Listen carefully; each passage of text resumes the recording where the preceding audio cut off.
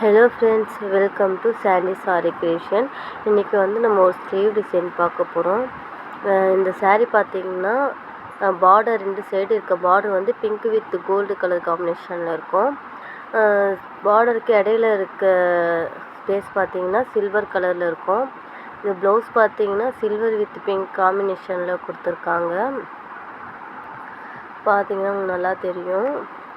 இப்போ இந்த ஸ்லீவ் பார்த்திங்கன்னா பெரிய பார்டரில் இருக்குது. இந்த பார்டரில் வந்து சென்டர் போர்ஷனில் தான் இந்த அன்னம் வரா மாதிரி நான் வரைஞ்சிருக்கேன். கீழே பார்டரில் கீழே வந்து வேறு டிசைன் வரும். சென்டர் போர்ஷனில் மட்டும் இந்த அன்னம் வரைஞ்சிருக்கேன்.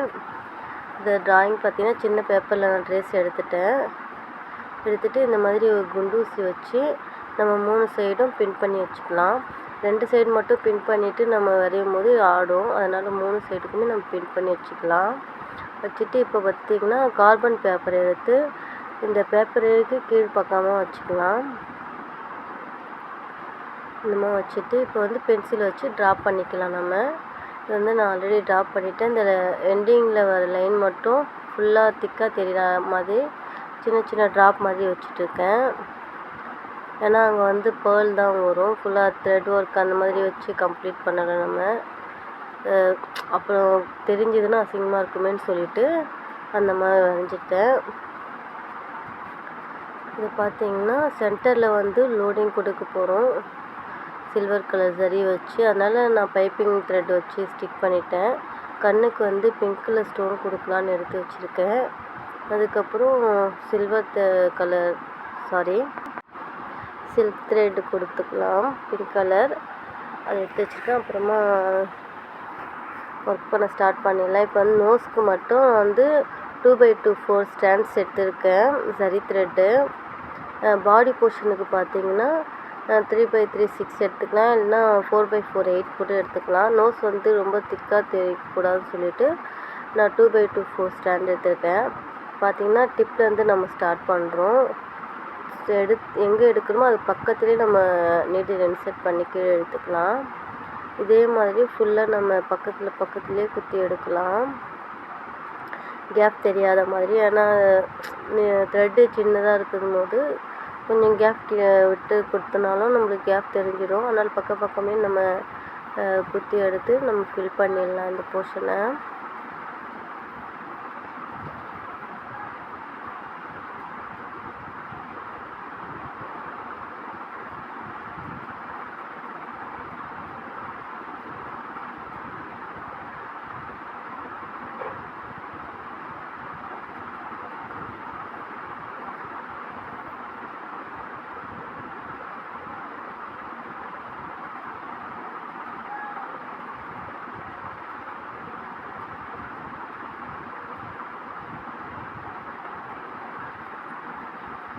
இப்போ பார்த்திங்கன்னா நம்ம நோஸ் வந்து ஃபுல்லாக கம்ப்ளீட் ஆகிடுச்சு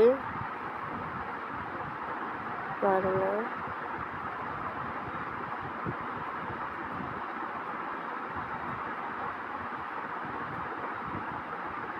இப்போ பார்த்திங்கன்னா நம்ம பாடி போர்ஷன் போட ஸ்டார்ட் பண்ணியாச்சு. இந்த நெக்கில் பார்த்திங்கன்னா வளைவு போர்ஷன் எப்படி போடணுன்றதை பார்க்கலாம். மேலே வந்து கரெக்டாக லைன் மேலே குத்தி எடுத்துக்கிறோம். கீழே பார்த்திங்கன்னா த்ரெட்டுக்கு பக்கத்துலேயே குத்துறோம். மறுபடியும் மேலே லைன் மேலே குத்துறோம். அந்த நம்ம ட்ராயிங் பண்ணியிருக்கோம்ல அந்த லைன் மேலேயே குத்துறோம். கீழே பார்த்திங்கன்னா அந்த கீழே இருக்க லைனில் குத்தக்கூடாது, அதுக்கு பக்கத்தில் அந்த இப்போ நம்ம ஆல்ரெடி குத்திருக்கோம்ல அதுக்கு கொஞ்சம் தள்ளி குத்துறோம்.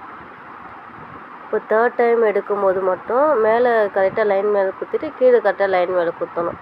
ஏன்னா கீழே ஸ்பேஸ் கம்மியாக இருக்குது, மேலே அகலமாக இருக்கிறதால இந்த மாதிரி பண்ணும்போது தான் உங்களுக்கு கரெக்டாக அதை கவர் பண்ண முடியும். இந்த மாதிரி பண்ணுங்கள்.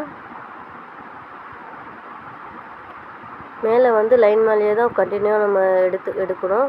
கீழே மட்டும் ஒரு 2 டைம்ஸ் வந்து லைனுக்கு தள்ளி பின்பக்கமாக குத்தணும். 3rd டைம் வந்து லைன் மேலே குத்தணும்.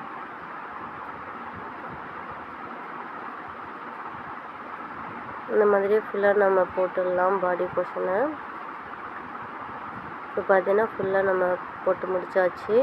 மேலே வந்து அந்த பீகாக்கு வரும்ல அந்த மாதிரி வச்சுருக்கோம். அது மேலே வந்து ஃப்ரெஞ்ச் நாட் போட்டுக்கலாம்னு சொல்லிட்டு சுகர் பீடு வச்சு அந்த பாடி போர்ஷனில் வந்து அவுட்லைன் கொடுக்க போகிறோம் அந்த ஃபெதர் போர்ஷனுக்கு. இப்போ வந்து அந்த நைலான் த்ரெட்டில் வந்து நம்ம நார்மலாக நாட் போட்டு ஸ்டார்ட் பண்ணுவோம்ல, அந்த மாதிரி இல்லாமல் எண்ட் நாட் போடுவோம்ல ஆரியில், அந்த மாதிரி நாட் போட்டுக்கிறேன். நாட் போட்டு 2 டைம்ஸ் போடணும். சிங்கிள் டைம் போட்டிங்கன்னா கழண்டிடும். இதுதான் நைலான் த்ரெட். இது வந்து உங்களுக்கு ரொம்ப ஈஸியாக இருக்கும் பிகினருக்கு வந்து ஜர்தோசிலாம் ஸ்டிச் பண்ணும்போது. ஏன்னா ஜர்தோசி வந்து நம்ம நார்மல் ஸ்விங் த்ரெட்டில் ஸ்டிச் பண்ணும்போது பிகினராக இருக்கும்போது கரெக்டாக அது 2 இழையாக இருக்கும்போது 2மே நம்ம கரெக்டாக பிடிக்கிறோமா இல்லை சிக்கு மாட்டுதான்னு தெரியாது. அதுவே நீங்கள் இது யூஸ் பண்ணிங்கன்னா ரொம்ப யூஸ்ஃபுல்லாக ஈஸியாகவே இருக்கும் உங்களுக்கு. இதை வந்து கையால் நம்ம நார்மலாக நாட் போடணுன்னா 6 to 7 டைம்ஸ் நம்ம நாட் போட்டால் தான் நம்மளுக்கு தேவையான சைஸ் நாட் கிடைக்கும். அதுக்கு பதில் இந்த மாதிரி ஆரியில் எண்ட் நாட் போடுவோம்ல, அது மாதிரி போட்டுக்கினா கொஞ்சம் ஈஸியாகவே இருக்கும் உங்களுக்கு. இப்போ வந்து சுகர் பீடு வச்சு நம்ம அவுட்லைன் மாதிரி கொடுத்துக்கலாம் இந்த மாங்காய் போர்ஷனை.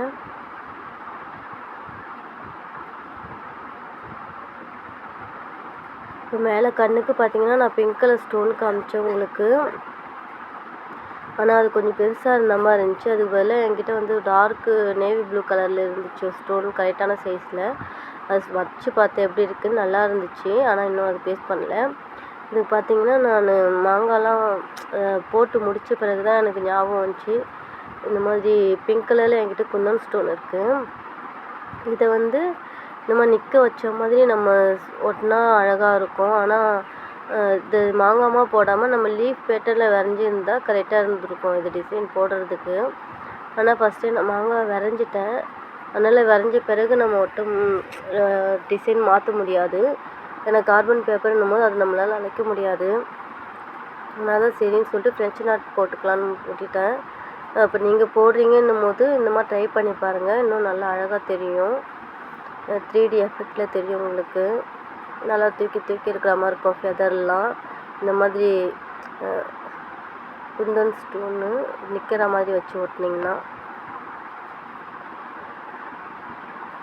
இப்போ பார்த்தீங்கன்னா இங்கே சின்னதாக ஒரு லீஃப் மாதிரி ட்ராப் பண்ணிவிட்டு அதில் வந்து சில்வர் கலர் ஜர்தோசி கொடுத்துக்கலாம். இது ஒரு 1/4 இன்ச்சு ஜர்தோசி நான் கட் பண்ணி வச்சுருக்கேன்.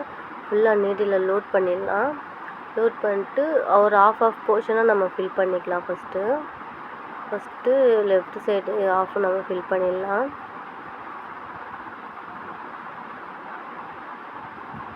இப்போ வந்து ரைட் சைட்லேயும் ஃபில் பண்ணிடலாம்.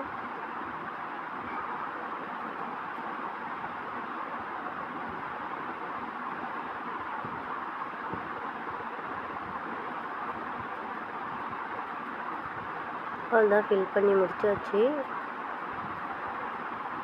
இப்போ சில்க் த்ரெட்டு சொல்ல டைம்லாம் சில்வர்னு ஆயில் வந்துடுது. சில்க் த்ரெட்டில் வந்து 6x6 12 ஸ்டாண்ட்ஸ் எடுத்து ஃப்ரெஞ்ச் நாட் போட்டுக்கலாம். அதுக்கு வந்து இப்போ லீஃபில் வந்து சென்டரில் வந்து சின்ன கேப் இருக்குது. அதுக்கு வந்து ஒரே ஒரு லைன் மாதிரி கொடுத்துக்கலாம். இப்போ வந்து பேலன்ஸ் இருக்க இந்த போர்ஷன் ஃபுல்லாகவுமே நம்ம ஃப்ரெஞ்ச் நாட் போட்டுக்கலாம். போட்டு இந்த ஃபுல் ஏரியாவே நம்ம கவர் பண்ணிடலாம்.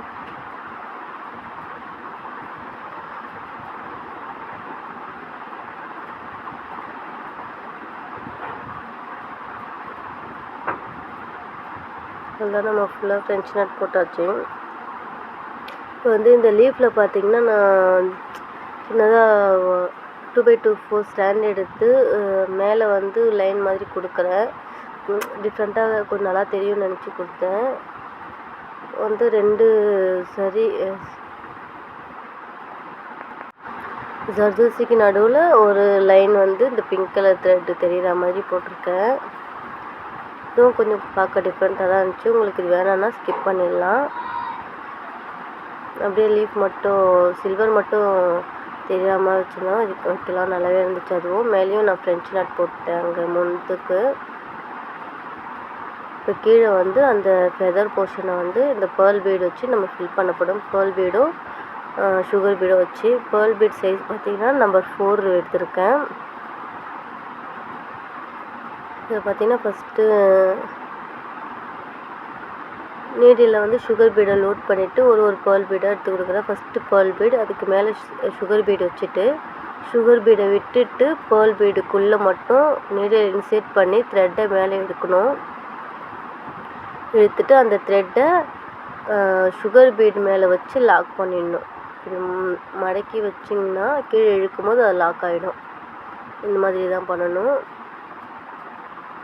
இது உங்களுக்கு கிளியராக தெரியலன்னும் போது நீங்கள் டுட்டோரியலில் போட்டு பாருங்கள். சிங்கிள் பீட் நாட் மெத்தடுன்னு சொல்லிட்டு போட்டு பார்த்தீங்கன்னா நிறைய டுட்டோரியல் இருக்குது உங்களுக்கு யூடியூப்பில். அது செக் பண்ணி பார்த்து நீங்கள் ப்ராக்டிஸ் பண்ணிவிட்டு போடலாம். இந்த மாதிரி ஃபுல்லாக இப்போ நம்ம பண்ணிடலாம். இது வந்து இப்போ சப்போஸ் உங்களுக்கு போட வரலன்னும் போது நீங்கள் நார்மல் நீடில் எப்படி போடலான்றதை பார்க்கலாம். நார்மல் நீடில் எடுத்துகிட்டு 12 சைஸ் எடுக்கணும். நார்மல் நீடில்னும் போது சுகர் பீட் அதில் தான் போகும் உங்களுக்கு. நீடிலில் பார்த்தீங்கன்னா ஃபஸ்ட்டு பேர்ல் பீடை கொடுத்துட்டு அதுக்கப்புறமா சுகர் பீட் ஒன்று போட்டுக்கலாம். போட்டுட்டு அந்த சுகர் பீடை விட்டுட்டு நீடில் பேர்ல் பீடுக்குள்ளே கொடுத்து கீழே எடுத்துடணும். இழுத்துக்கிட்டிங்கன்னா நம்ம நாரி நீடில் எப்படி போட்டோமோ அதே மாதிரி வந்துடும் உங்களுக்கு. இந்த மாதிரி பிகினராக இருக்கும்போது நீங்கள் இந்த மாதிரி ட்ரை பண்ணி பாருங்கள். இது வந்து நான் சும்மா உங்களுக்கு போட்டு காமிச்சேன். இப்போ பார்த்தீங்கன்னா நம்ம அவுட்லைன் மட்டும் ஃபஸ்ட்டு ஒரு லைன் கொடுத்துட்டோம். இப்போ செகண்ட் ரோவில் வந்து மறுபடியும் அந்த எண்டில் இருக்க ரோவில் மட்டும் செகண்ட் ரோ அவுட்லைனும் கொடுத்துக்கலாம். அதுக்கப்புறம் நடுவில் எவ்வளோ கேப் இருக்கோ அதுக்கேற்ற மாதிரி பீட் வச்சு நம்ம அரேஞ்ச் பண்ணிடலாம். என்னுடைய வீடியோ உங்களுக்கு பிடிச்சிருந்தால் லைக் பண்ணுங்கள், ஷேர் பண்ணுங்கள், மறக்காமல் கமெண்ட் பண்ணுங்கள். தேங்க்யூ ஃபார் வாட்சிங்.